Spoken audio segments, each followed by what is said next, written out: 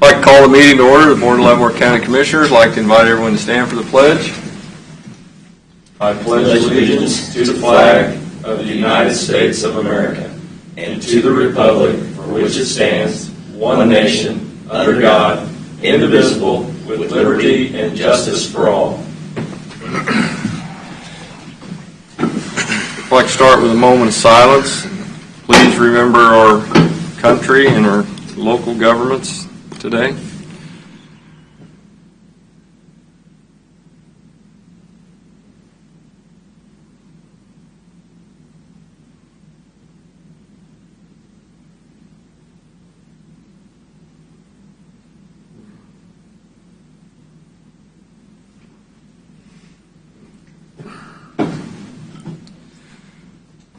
And we'll do roll call. We'll start Commissioner Stevens. Here. Commissioner Smith is present. Commissioner Shimke. Here. Commissioner Cause. Commissioner Cause is here. And Commissioner Culverson. Commissioner Culverson is here. For the record, all commissioners are present, 2 by phone. All right, we'll go on to administrative business. Any administrative business this time, Mr. Lawfrey? Last week you had approved some guidelines on how people could participate in public comment. Those are posted. We did not receive any requests for this week. And again, those are posted on the website if anybody has questions on how that process works. The budget documents have been sent out to all the departments. We will start scheduling one-on-one meetings with the board, which will require some special meetings. We don't normally have those during our normal meeting. We just have a special meeting set up. So we'll have Becky reach out to each of you and check your schedules and see when you might be available. Maybe we'll look at maybe a Wednesday afternoon if that works for everybody or something along those lines. But, we'll try to keep it limited to just one department in here at a time. Okay. For obvious reasons. Last week we also discussed what it looks like when we start reopening things in Leavenworth County, and there's a national coronavirus response that was created by the American Enterprise Institute that I shared with all of you. I gave you the link to that.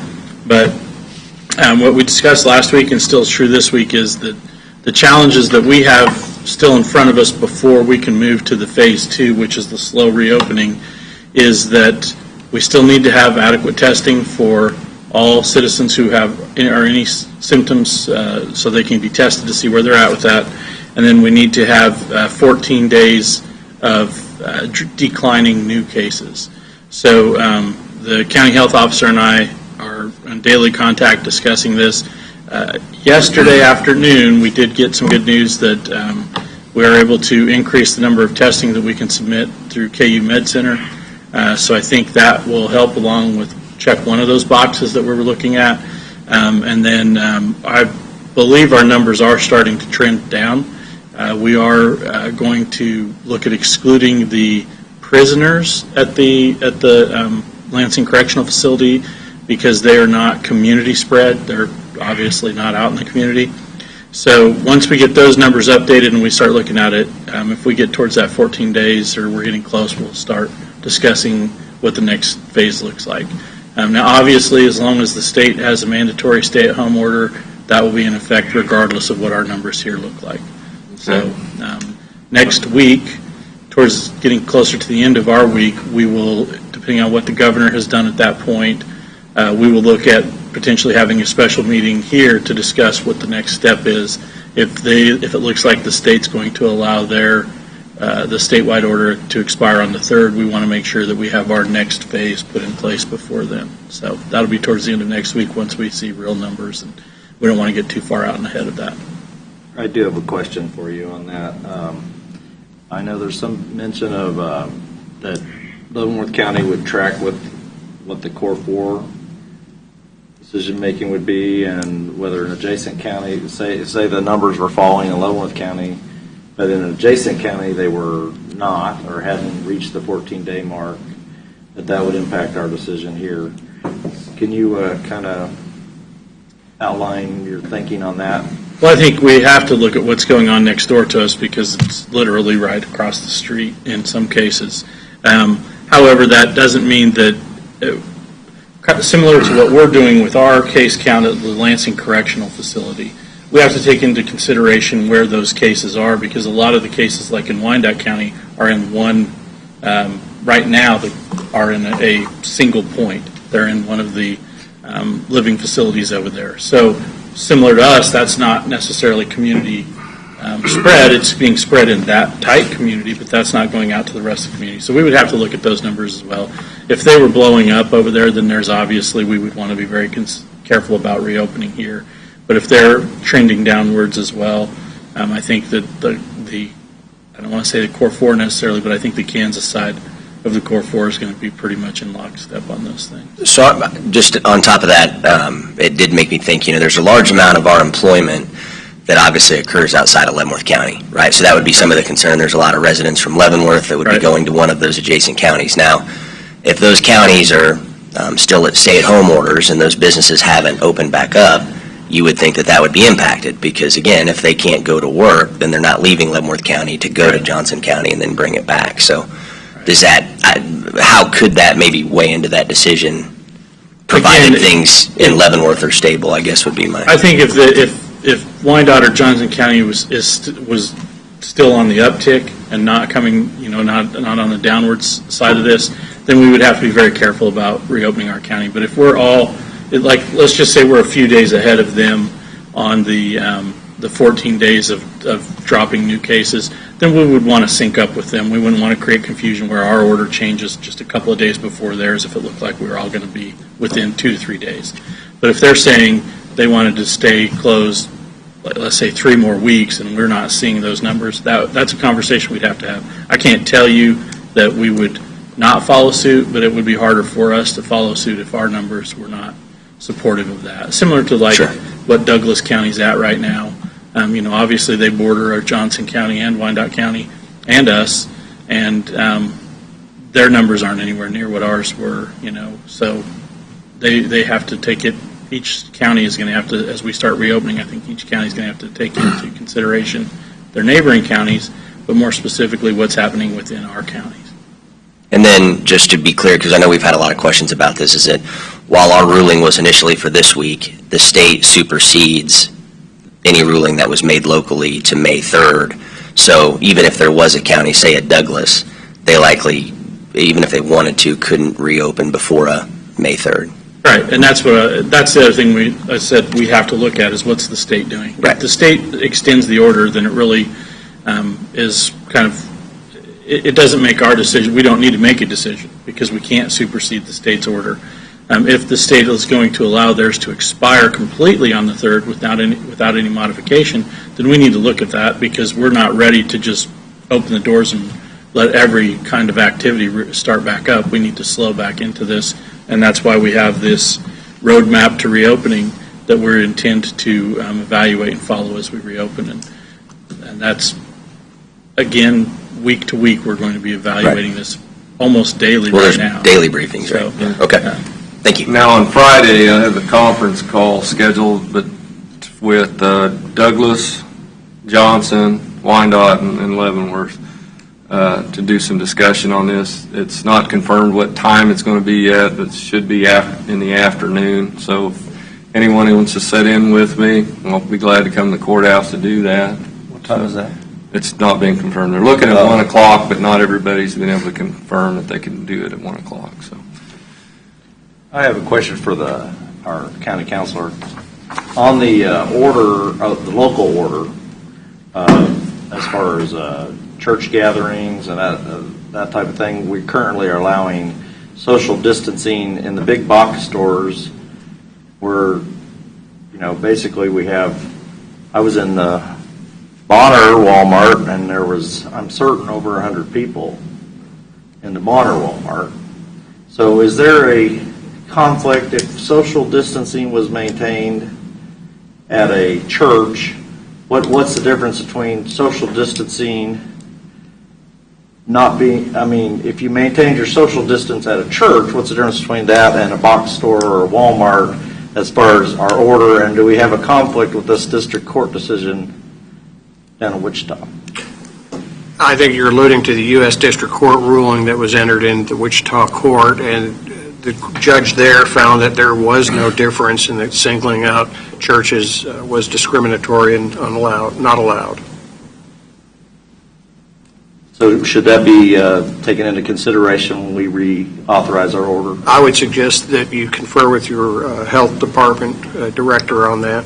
But again, it is a factor that needs to be looked at. Thank you. Okay. Anything else on administrative business? Okay. Then we'll move on to consent agenda. Has everyone had a chance to look at all the items on the consent agenda? Any questions, concerns, anything that needs to be separated out? Then I'll entertain a motion to approve the consent agenda. So moved. Second. I have a motion and a second. Any further discussion on the consent agenda? Voting? Aye. Aye. Aye. Commissioner Cox votes aye. Commissioner Culberson votes aye. Thank you. All right, we're ready for a motion, or anybody have any questions on the letter for the Staggers Rail Act? Would you like to make that motion to authorize us all to sign it? So moved. Second. All right, we have a motion and a second for signatures on the Staggers Rail Act. Any further discussion? In voting? Aye. Aye. Aye.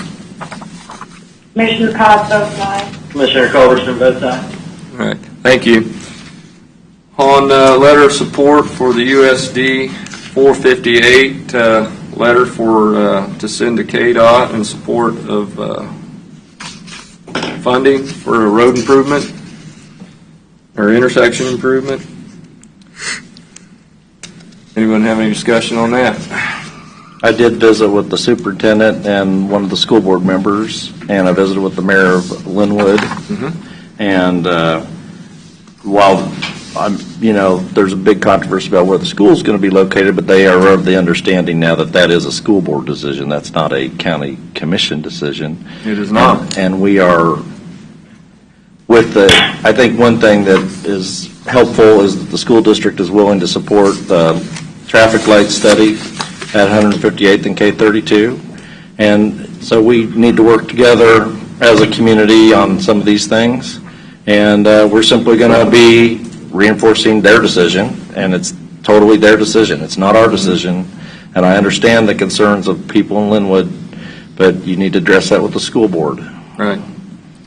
But I think there's power in numbers too when you're asking for funding. Right. So I think when you have multiple organizations asking for the same thing, I think it helps out. So with that being said, then I'll entertain a motion to approve a letter of support to the USD 458. So moved. Second. I have a motion and second. Any further discussion? And voting? Aye. Aye. Aye. Commissioner Cox votes aye. Commissioner Culberson votes nay. All right. Thank you.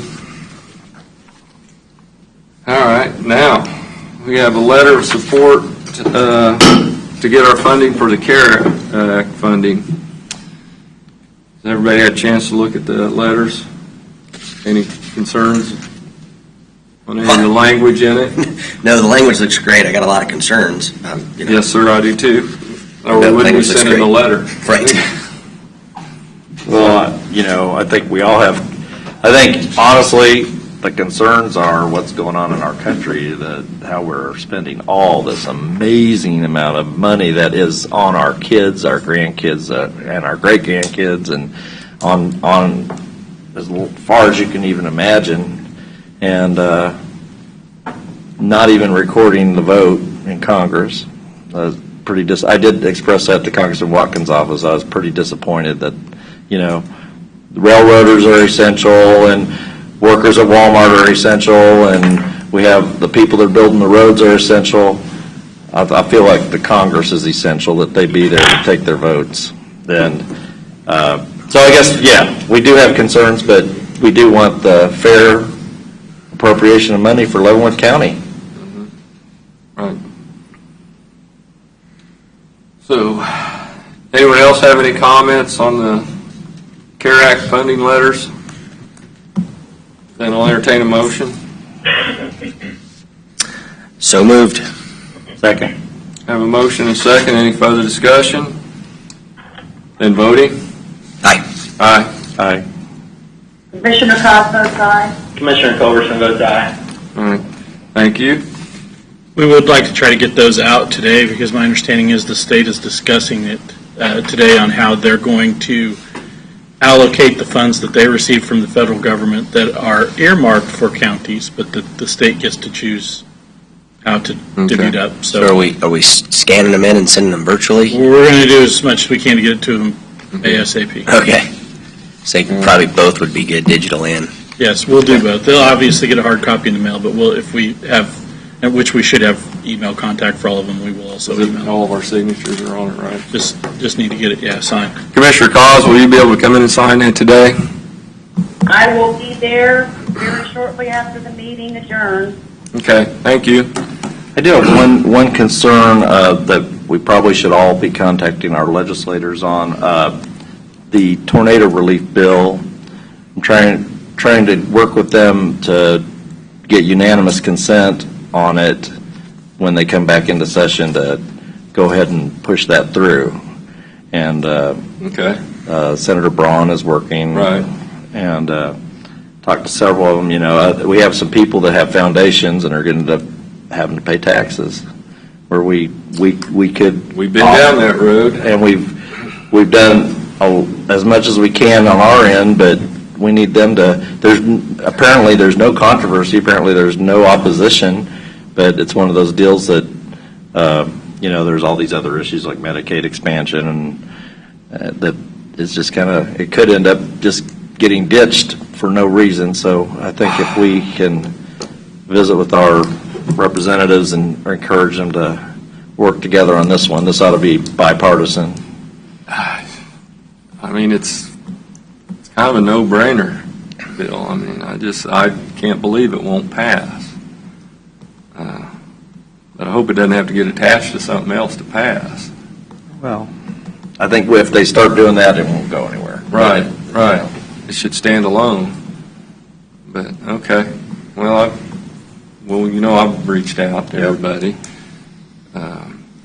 And I don't know when they're coming back into session. I don't know if we have time to put together another letter, because I think they come into session on the 27th. But I don't know for sure. While we're talking about that, or do we know where we stand on getting any FEMA money for the tornado last year? I don't have an update on that right now.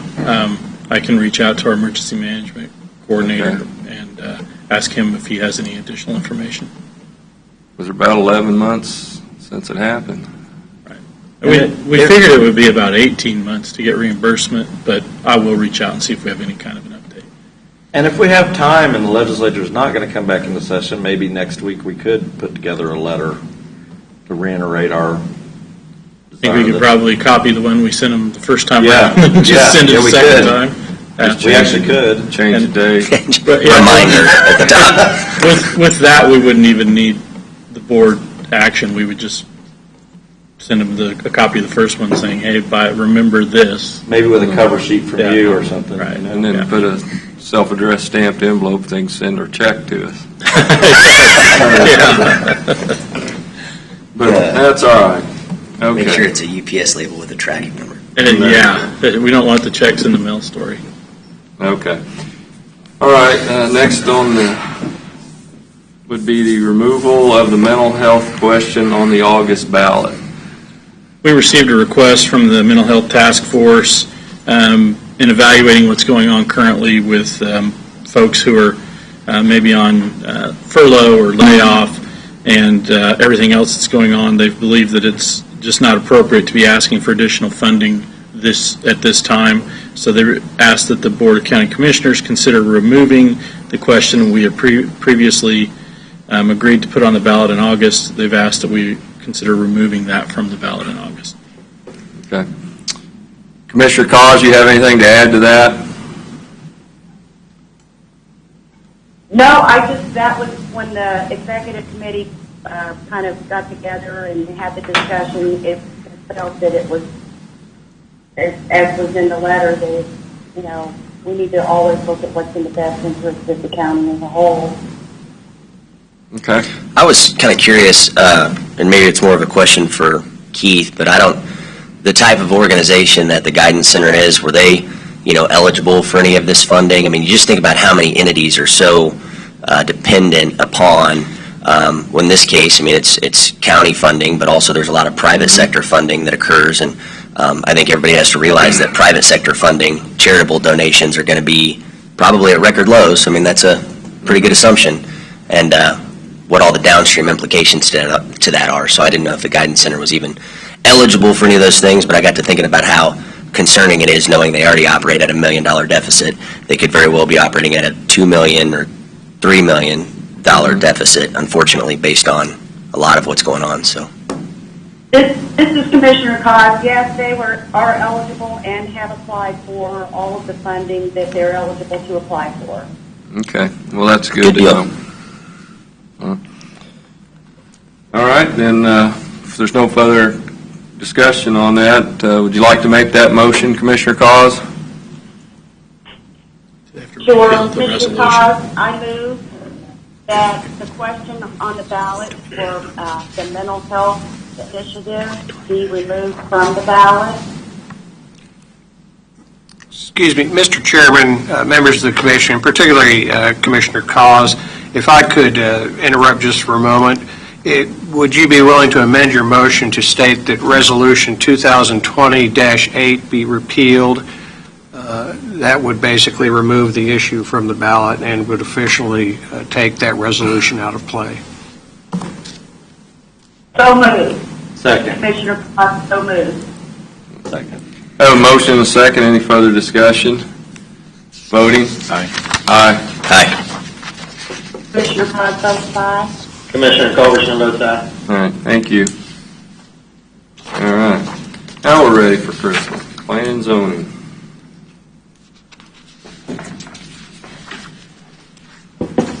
Good morning, Mr. Chairman and Commissioners. Good morning. As you may recall, last week we had a work session on adopting a policy for public comment for Planning Commission during times of closure of the courthouse.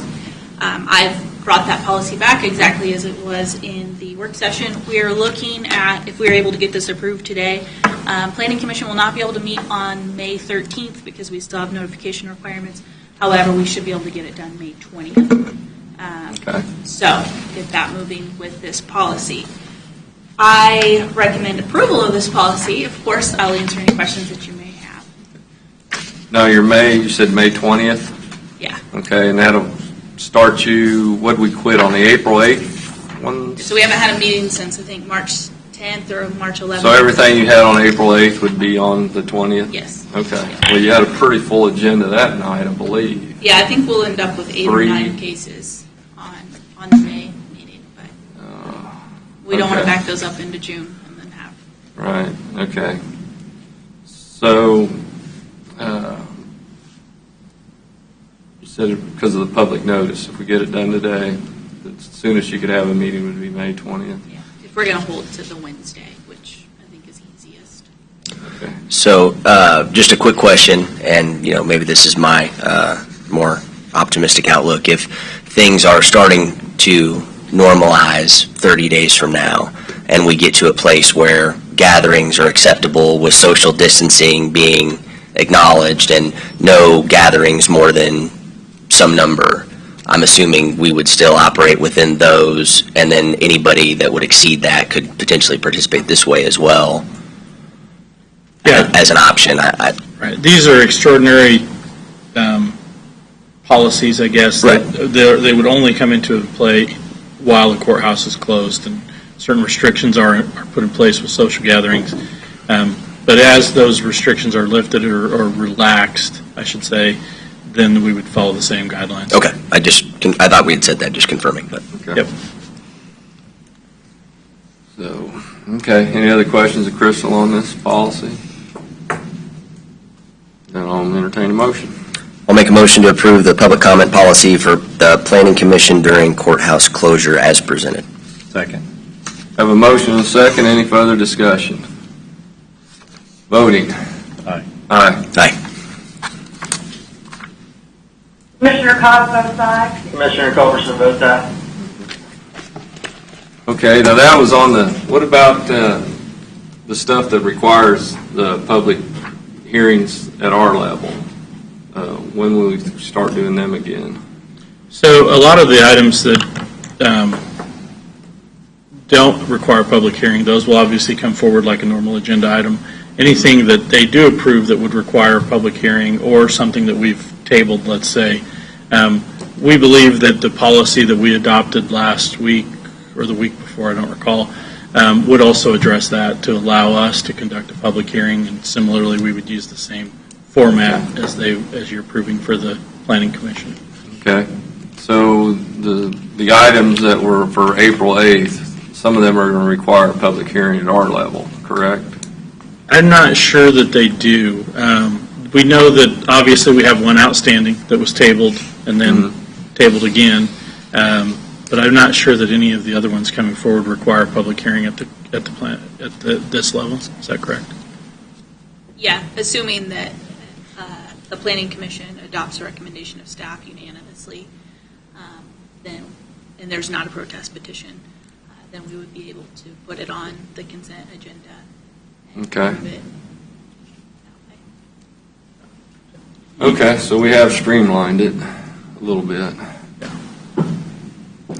Just trying to figure out how we're going to get all these done before the end of the summer. We're working on it. Okay. Obviously, we have one that's challenging, that's still outstanding, and because of what the board has previously committed to with 30 days' notice, I think it would, at the soonest, it would be in mid-June, probably. Okay. Chris, I just had a quick question while you're here. What is the latest, and maybe I missed it in the weekly update, have we seen or heard anything from Olson as far as kind of comp plan next steps? I mean, I know there's a number of meetings, and meetings are obviously challenging right now, but didn't know if the ball was in our court, in their court, or what date we should be targeting, if any. So we currently have a few outstanding items that we need to address. They would like to have a work session. Mark and I have talked briefly about this, and we can talk more about it, obviously, about how we want to go about potentially having a work session.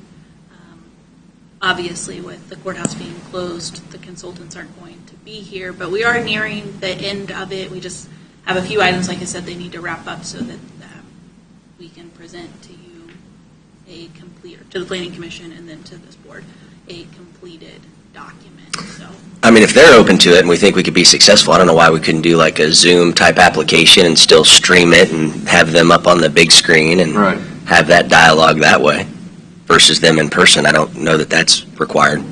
If they're open and willing to do it, it's just a thought. I can reach out to them. Yeah, I think one of the challenges was we weren't having any Planning Commission meetings. So now that we've approved this policy and we can have Planning Commission meeting, we can start Okay. moving back. So that was the driver. That was one of the challenges, and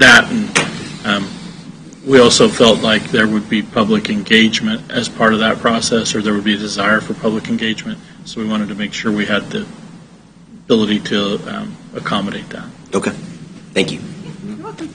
So in kind of the thinking on that would be like in May, you'll bring that in front of your board of the Planning Commission? Well, before that, I will work with Mark on figuring out a time that we could do a conference Zoom call with Olson, with you all on tying up a couple of the loose ends. I just had a few questions from some of the direction that they had been given so that they can make sure that that's in there correctly. So that'll be the first step because we want to make sure that the document that we bring forward is appropriate and it's going to be supported by the board. So we don't go back to the drawing table. But then after we got that taken care of, yes, we would take it to the Planning Commission, which would require a public meeting if we were talking about adopting at that point in time. So yes, one of the challenges was until we... Okay. So probably you're not going to get it until the June. July, probably. The June meeting of your Planning Right. Commission, and then... And we will most likely have a special Planning Commission for the comprehensive plan, just like we did on the County Road 1, and a special Planning Commission for the work sessions and such, just because we want the commissioners to be able to focus specifically on the comp plan. So. But if they're not going to meet until late May, we could have a meeting with Olson the first week of May. That would still meet any guideline to we get it in can- front of the Planning and Zoning Commission in Yeah. May. Well, no, Yeah. because it has to be publicly, you have to publicly The advertise adoption, for it. Yes, so the work session, we can get that scheduled. And then once they have the document ready to go. Right. Or have an idea of when that will be ready to go, we will need to make notice, which needs to be 20 days prior to the meeting. Correct, for the planning commission. Probably going to be July. But what I'm saying is we can June. have a No, it's To June. special. finalize it. Before it gets to you all, it may very well be late June, but we can have a special, we don't have to wait till the second June, or second meeting in June, or, is what I'm saying, we can have a special meeting. Okay. To try to get this. Well, none of it matters until we have the meeting with Olson. So now that we have a plan, let's at least start working towards Yep, that. I'll reach out to him. Okay. I'm going to talk with Mark after this meeting. And we'll Thank get you. it taken care of. All right, thank you, Crystal. Thanks, commissioners. All right, we're ready for Mr. Knoll. How are you today? Good, how are you doing? Good. Morning, Bill. Morning. Today we have one board action item for consideration. It is a encroachment agreement with Magellan Pipeline Company for the Eisenhower project. Magellan does hold a 100-foot private utility easement that crosses Eisenhower Road, approximately 400 feet west of 155th Street. Mr. Van Paris here has worked extensively with both the cities to come to this agreement. We're acknowledging the fact that there is a pipeline there. The pipeline does cross. It is not being relocated as part of the project, but like most projects that have a pipeline, they want to be on site during that construction period. And so I would say, I don't want to speak for council, but it doesn't extend any additional rights to the pipeline company. It just acknowledges those rights. Okay. From 178th Street's project, I will state that these agreements are necessary in the event that you acquire large amounts of additional right-of-way, and so your additional right-of-way is going on top of their existing easement. In a case where the roadway was there first and their easement crosses your roadway easement, you are not required to do an encroachment agreement. So whichever easement, whether the roadway easement was there first, the pipeline easement was there first, dictates whether an encroachment agreement is required. But for this project, there was additional right-of-way taken, and so the new right-of-way would have been on top of the location of the existing 100-foot easement. I read through this. This is a pretty boring read. And I disagree with you, Commissioner Smith. well, That's Friday night stuff there for David. yeah, I didn't really understand it all. And I could explain it paragraph by paragraph, Well, Commissioner, if you'd like. I guess just, was there a piece in there, like I said, if they ever have to dig up the pipeline, like and tear out the sidewalk and the road, that it'd be on us?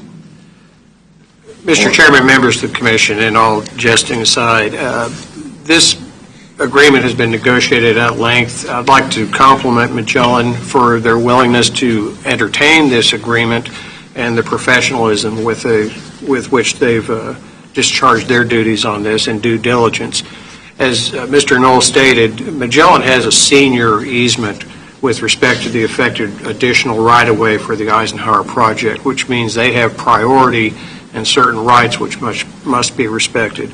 Rather than engaging us in any eminent domain proceedings or additional complications, they've agreed to this agreement, which basically does state that we recognize their superior interest within their existing easement, and that we will endeavor to not disturb their facilities during the construction phase, give them ample opportunity to inspect and be present at that, and to protect that easement in the future. In return, they agree to allow us to overlay their easement. This is a very sizable pipeline. It carries very flammable fluids. It's a major facility in the interstate transportation of petroleum products. So it is not a lightly engaged endeavor. I have been in discussion with the city of Leavenworth with respect to the obligations contained in this agreement, since the city, it's anticipated, will take over the maintenance of Eisenhower in the future. Because Magellan has a senior interest, in the event that the pipeline would require such significant repairs that they would require to have the road affected, torn up, however you wish to say, it would be the obligation of the municipality, in this case the county or the city, to repair that work. They have a senior interest in this. The other terms and provisions, it does provide for a $5 million liability coverage to be provided by the owner, which in this case is the county and subsequently perhaps the city. You already have a $25 million comprehensive coverage with respect to that, so there's really no additional cost with respect to that. Otherwise, the agreement, it's well written.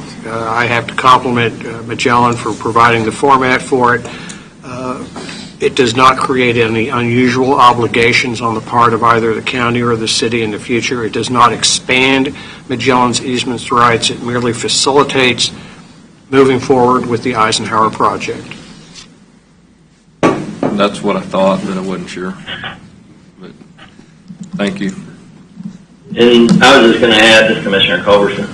Magellan took over several pipelines. I think Williams Brothers was the original pipeline Magellan took over. And I think what they're doing, I've seen them do this over the years, is just cleaning up and solidifying their easements that they already have.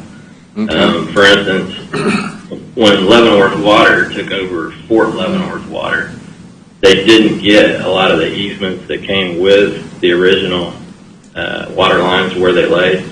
So there's, for example, some water mains that Leavenworth Water actually took over that maintains now that they don't have easements for. So I think what Magellan's doing is just clarifying easements that they might have took over on some certain water line, or in this case, gas lines, to make sure that all their T's are crossed and their I's are dotted. Okay. Anything else on this agreement? This is the final thing on Eisenhower, correct? Mr. Chairman, members of the commission, there is a numeration issue with respect to the agreement that I will need to correct. It's merely renumbering some of the issues in the opening paragraphs. Mm-hmm. The appropriate motion would be to authorize the chairman to execute the agreement on behalf of the county with Magellan. So moved. Second. I have a motion and a second. Any further discussion on the agreement? And voting? Aye. Aye. Aye. Commissioner Claus votes aye. Commissioner Culberson votes aye. All right, thank you. So, Bill, is there anything else on the Eisenhower Eisenhower, project you you want to know share? about? Any more surprises? Not that I'm aware of this time, but we have submitted the water line plans to the water district. Have not received any comment back, but they've agreed to the project, and so I don't know that they will be doing actually an engineering review of the plan set, but just acknowledging their acceptance. They have a board meeting coming up, and we asked the question of, did it actually go in front of their board, or they just wanted a copy of the plan set? Okay. And we had not received a response from that, but. Okay. I'm on the board. Are you? Yeah, I was going to say, any updates there, Doug? Have you We didn't have a received meeting. We didn't have a meeting last month because Have of you the received a virus. copy? I haven't. Yeah, so I don't know that. We plan on having a meeting first Thursday in May. But if it's something that needs, but it doesn't. I don't even know that it's actually going to even come to the board going to come to. because we've already approved it. They just wanted a copy for their records. Right. No response was received from that email. So, but I think this pretty much wraps it up. But Okay. sometimes there are things that do arise. When an attorney crosses his fingers, we got a problem. Knocking on wood, okay. Mr. Chairman, we believe all easements have been obtained. This encroachment agreement is, to my knowledge, the last piece of the puzzle to allow Mr. Knoll to proceed to put this project out to bid. Okay. Are we, just a quick question, are we receiving updates? I know the city of Lansing's been actively, working on portions of Eisenhower, right? But relative to their work, do we know status, percentage complete, any of the work that they've been completing? I have not received any weekly status update reports from the city of Lansing or the city of Leavenworth. I have spoke to Mr. Spickelmeyer about those projects and Mr. McDonald. Okay. Not at length, but I can reach out to them if we wanted a status update. I'm sure. I was just I'm curious pretty if we sure heard they'll anything. be well done before we get started. I don't think there's going to be any conflicts. Time Eisenhower goes out to bid and construction begins.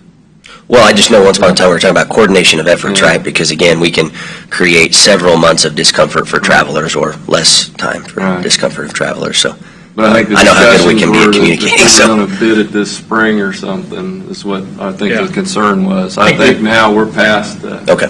that concern. Right, that's absolutely correct. We were worried that they would have DeSoto Road shut down, and we would have portions of Eisenhower shut down, leading to basically no way around. And then I think 10th Street is also have a project going on for the city of Leavenworth, Right. which would really limit traffic flow in that area. But I believe those other two projects will be That done. actually sounds like Armageddon. Yeah, Mhm. well, with ours not bidding until September and then construction not starting until later, I think we'll avoid any of those. Okay, great. I don't know if you've been down it, but I know they were already paving portions of the turn lanes they're adding. Yeah. So- Yeah, I drove it yesterday. I do have a question for you about the phases or the groups on the dust abatement. Does it look like we're going to be able to meet our deadline and actually get that work done this summer that we're on track for? Like 219th Street, Golden Road, the ones that are due?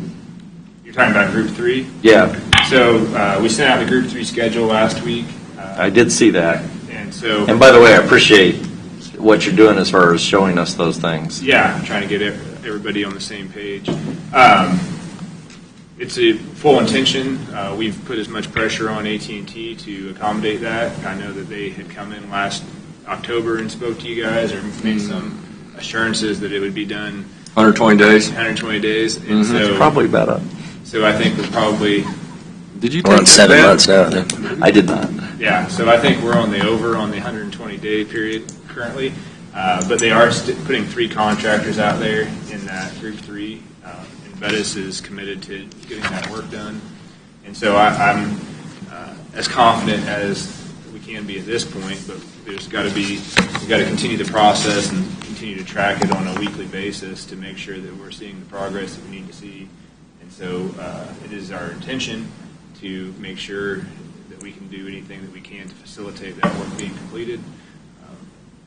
Yeah, I saw in the update, I mean, week over week, I mean, it seemed, or maybe it's been a couple weeks now, but the fact that they're willing to put multiple contractors, they're willing to respond and seem to be a lot more aggressive, I think is all good signs that they can get in, get that work done, and accelerate what looked like to be a 2021 timeline, so. Yeah, and we're coordinating currently with their construction engineering representative, the guy who's actually managing some of these projects. We had been coordinating primarily through their design engineer, and so now we've got a little bit better contact information.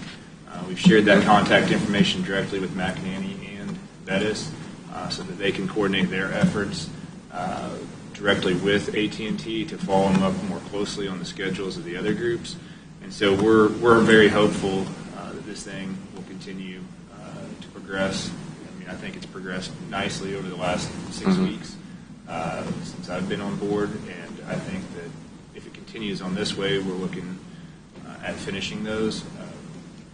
But, you know, Well, we thank haven't you. started A spring. lot of people are interested in this, you know. We've got a lot of, there's a couple unknown factors. One is still AT&T, and then the other is always weather. And so there are multiple factors that can come into play if you had extensive flood this spring or something that would cause a bunch of problems.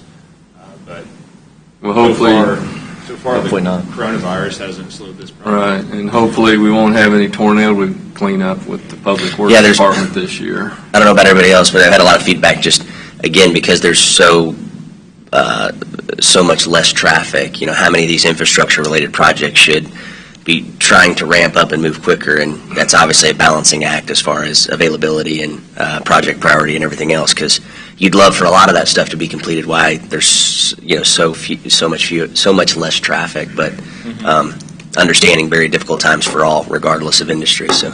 And we're continuing forward with some tree trimming. So I think in your district, Commissioner, there'll be some tree trimming that occurs later this week and the beginning of next week to make some clearing where we have some overhanging branches. And so we're on to the final steps. We have a little bit of ditch work. We had a few crossroad culverts that we're still in the. We'll be updating that list because I know some of those have been worked on since the last list came out of some crossroad culvert locations. But I think everything's coordinating. Moving along. So all the documentation you've done, sorry, Mike, all the documentation you've done, I know we've said it before, but fantastic, great. So transparency is awesome, and keeping everybody in the loop and on the same page. Sheet of music's a good deal. Absolutely, you're doing a great job. Appreciate it. Thank you. One thing I was wondering about, if the federal government, they're talking maybe coming out with a infrastructure program, and we'd probably have to be on top of the applications and all of that right away, so that we have some projects that could come into play really quickly. Yeah, if they release a congressional bill with an infrastructure package in it, we will definitely work together to put something into that immediately. We have projects, Eisenhower being one of them, that's completely ready to go. We've acquired all the right-of-way. I don't know that what parameters they will set forward, but I'll work with Lauren and Mitch and anybody else at Olson that may have a familiarity with those projects, and we'll get it. If there's applications to be submitted, we'll make sure and submit an application for those projects.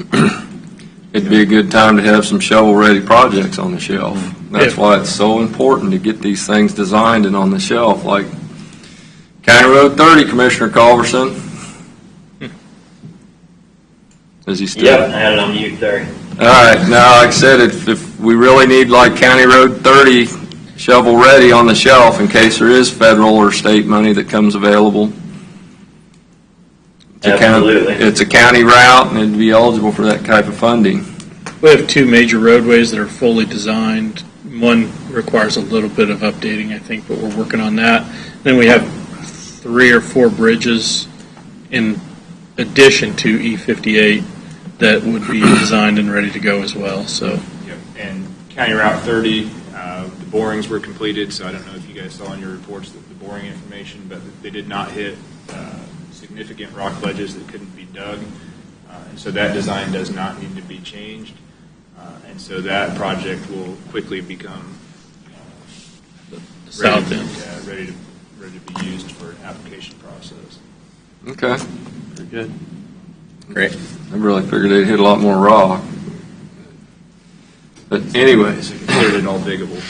Okay. Well, that's good. All right. Any other questions of Mr. Knoll? All right. Well, thanks for everything you're doing. Yeah, thank you. All right. Thank you, guys. Thanks, Bill. Yeah, thanks. Here. Okay. Are we still getting an influx of business at the transfer station? The numbers are down a little bit, but they're still over and above what they typically would be for this time of year. Okay. And then we had some confusion on the dates on when you could get your free dumping, January to January, April to April. That timeline was approved earlier this year by the Board of County Commissioners to be a calendar year versus rolling, 12 months from when I came in, I had in 12 months I could get another one. It's just a calendar year. That's what was changed. Okay. And websites are getting updated as we do that. Okay. Yep. All right. Anything else for the board at this time?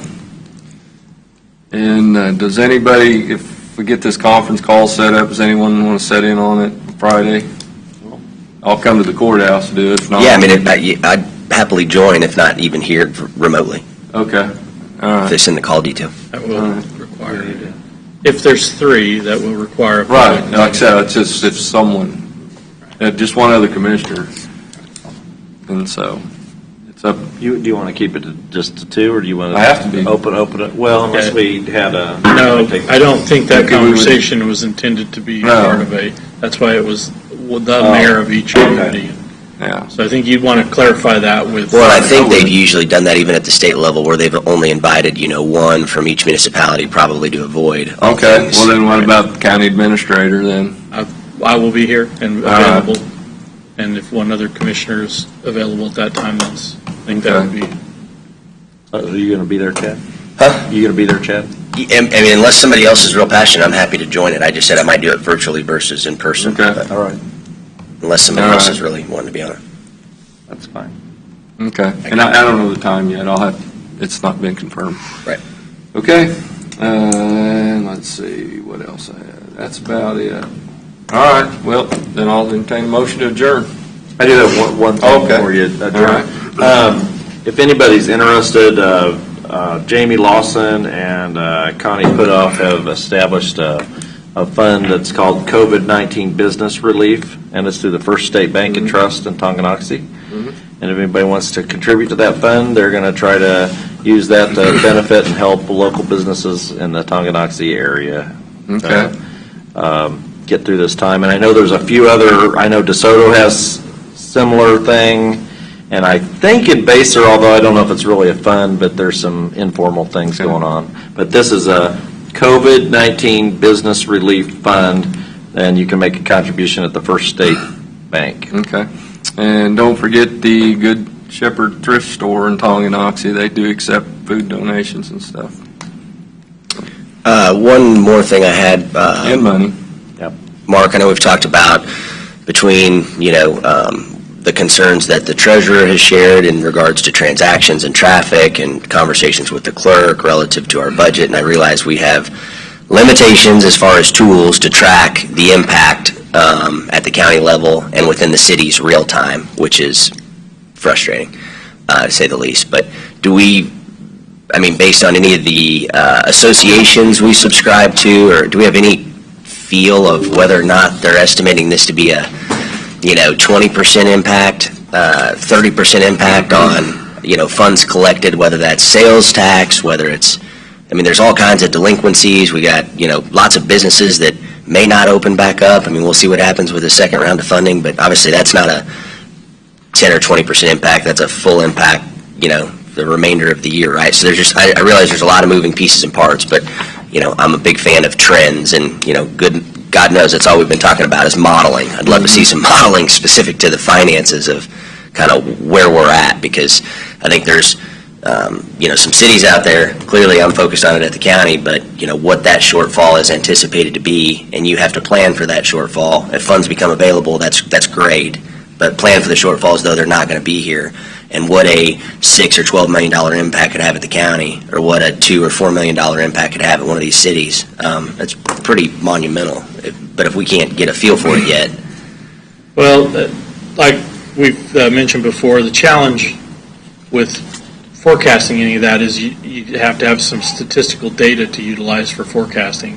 We estimate, but sales tax collections, we don't have those sales tax collections in yet that would have been impacted fully even, because March was only a partial It's month prorated, shutdown. right? So But we have April- March. Until we have April's collections in, we won't know what a full shutdown really looks like Right. on our sales So it'll tax be into May. collections.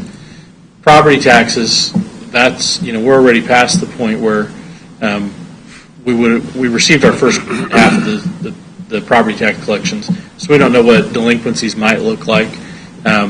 Typically, those get paid, a big portion of them for the residential anyway, are paid with your mortgage, so those fees have already been collected for the year, whether people stop making their monthly payment or not. The property tax is probably already in an escrow for the most part. So that is just really tough to forecast. The fortunate thing for the county is we don't use the sales tax for Right, so we're in a better operations. We position use than it for most. projects. Right. Some of the cities do use it for operations.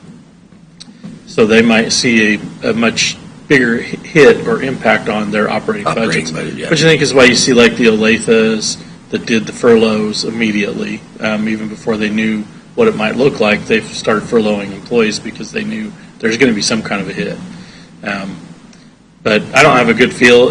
I think right now we were looking at like maybe a 15% over the year impact, because there are still businesses open, and some of them are having the best years Sure. they will probably ever have. But the other ones, you're right, they may not reopen, and we really won't get a good idea for that until we get April's collections in, and then again in May. So I think the huge one is going to be state income tax, payroll deduction taxes. yeah, State level. state income tax is going to be, obviously, again, doesn't impact us from our revenue sources, but it will impact the state level, and the state is the most heavily invested in sales tax collection. That's where a majority of their budget comes from, the state income tax and the sales tax. And the two things that are going to get hit probably the hardest from this, state income tax and sales tax. Yeah. So the And state it will really, trickle down to I'm pretty sure they didn't have any furloughs though, right? not at this time, they have not, no. They did For the stay at home. Stay at home, but Right. I would Right. imagine they're still paid. Yeah, like Congress. Okay, perfect. Any other questions before we adjourn? Entertain a motion to adjourn. So moved. Second. Voting. Aye. Aye. Aye. Aye. Commissioner Cos voted aye. And Commissioner Culberson also. You're on mute. Commissioner Culberson voted aye. All